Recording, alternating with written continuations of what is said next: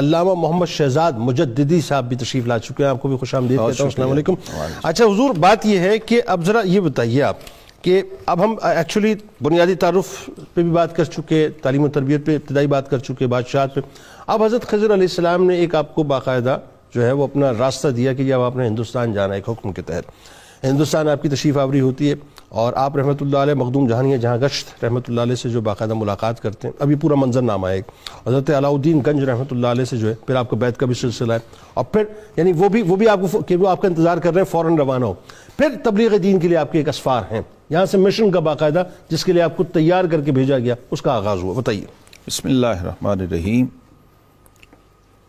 الحمدللہ رب العالمین والصلاة والسلام علی اشرف الانبیاء والمرسلین وعلی آلہ وصحبہ اجمعین.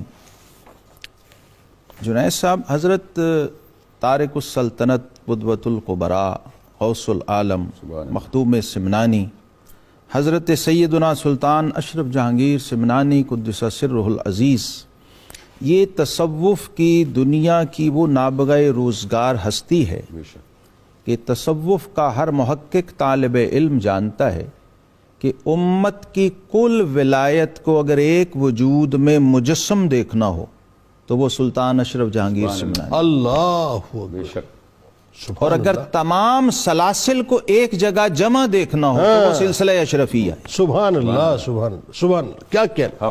میں ایک تصوف کے طالب علم کی حیثیت سے عرض کر رہا ہوں کہ روئے زمین کا کوئی منبع ولایت و روحانیت و عرفان و معرفت ان کے وقت میں ایسا نہیں تھا جہاں سے انہوں نے جا کے اپنی روح کو سیراب نہیں کیا. کیا کہنا. سبحان اللہ. یعنی 140 سے زیادہ شیوخ کا فیض تو صرف اچ شریف میں حضرت سید جلال الدین بخاری مخدوم جہانیہ جہاں گشت رحمت اللہ تعالی علیہ کی ذات سے انہیں پہنچا ہے. اللہ تو آپ سوچئے کہ باقی منابع سے انہوں نے کس طرح استفادہ کیا، اور سیاح عالم ہیں، پوری دنیا کا گشت کیا ہے. اللہ اکبر. اب ان کی ذرا آپ صدق طلب کا بھی اندازہ لگائیے، ان کے طارق السلطنت ہونے کو بھی ذہن میں رکھیے. بالکل ٹھیک ہے کہ یہاں مادی، عارضی اور فانی سلطنت کو ترک کر کے ابدی، باقی اور دائمی سلطنت کو پایا ہے. واہ واہ واہ. سبحان اللہ. یہ سلطنت دیا جانا ان کو اصل میں اس کا بیک گراؤنڈ یہ ہے کہ چھوٹی چیز کو بڑے مقصد کے لیے چھوڑا کیسے جاتا. بالکل ٹھیک. واہ کیا اچھی بات. یہ امت کے ان چند معدود چند اولیاء میں سے ہیں. حضرت ابراہیم ابن ادہم رحمت اللہ تعالی علیہ، ان کی روایت کو زندہ کرنے والی ہستی. ایسا ہی بالکل ایسا.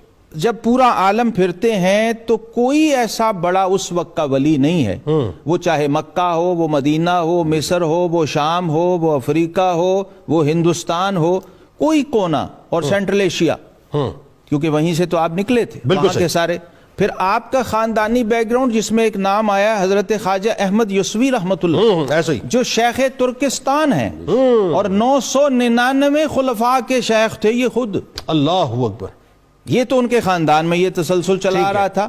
تو اس کا مطلب یہ ہے کہ کینوس اتنا بڑا ہے اور وہ اتنا بڑا ظرف لے کے اس کائنات میں آئے ہیں کہ اس وقت روئے حضرت خواجہ بہاؤالدین شاہ نقشبند رحمت اللہ سے براہ راست فیض لیا. اللہ اکبر. سلسلہ نقشبندیہ کا. اللہ اکبر.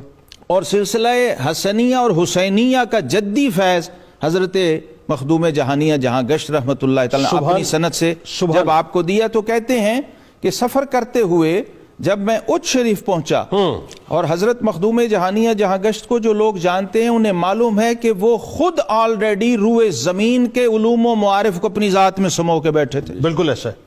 تمام سلاسل کا فیض لے کے، اور اس میں علوم بھی ہیں، اس میں علم تفسیر ہے، علم حدیث ہے، علم فقہ ہے، اس کے وہ اپنے زمانے کے منتہی امام ہیں. اللہ اکبر. ان سے جا کر حضرت شیخ جب ملتے ہیں اور ملاقات ہوتی ہے اور انتظار ہو رہا ہوتا ہے، تو آپ نے خود لکھا ہے لطائف اشرفی میں کہ جب میں حضرت مخدوم کے پاس پہنچا تو آپ نے فرمایا برادرم اشرف.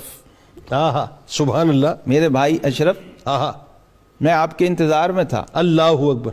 تو کہتے ہیں پہلی رات جب مجھے خلوت میں لے گئے تو میں نے دیکھا کہ پورا وجود جو ہے وہ اس کے مختلف اعضاء بکھرے ہوئے ہیں اللہ اور ہر عضو سے الگ الفاظ میں تسبیح کی آواز آتی ہے. اللہ، یعنی یہ کہا جاتا ہے، میری تصریح فرمائیے گا کہ ابدالوں کی کیفیت ہوتی ہے. جی ہاں، یہ تو ابدالوں کی کیفیت ہوتی ہے جزوی طور پر. جزوی طور پر. یہاں جو کیفیت ہے یہ تو خود ابدالوں کے امام ہیں، حضرت مخدوم جہانیہ جہاں گشت رحمت اللہ تعالیٰ علیہ. یہ تو روئے زمین کے ابدال خود ان سے فیض یاب اور سیراب. ٹھیک، بالکل ٹھیک. تو کہتے ہیں کہ میں ہیبت طاری ہو گئی، حیران ہو گیا، اور جو ہی واپس اس کیفیت میں آئے تو فرمایا برادرم اشرف یہ مقام بھی ہم نے آپ کو دیا.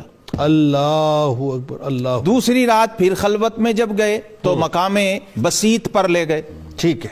اپنے وجود کو اتنا پھیلا ہوا میں نے دیکھا کہ جو حجرے کی دیواروں کے سوراخ تھے اس میں سے بھی گوشت کے کچھ حصے باہر کو جا رہے تھے. ہائے ہائے ہائے. تو کہتے ہیں پھر روب و ہیبت سے عجیب میری کیفیت ہوئی.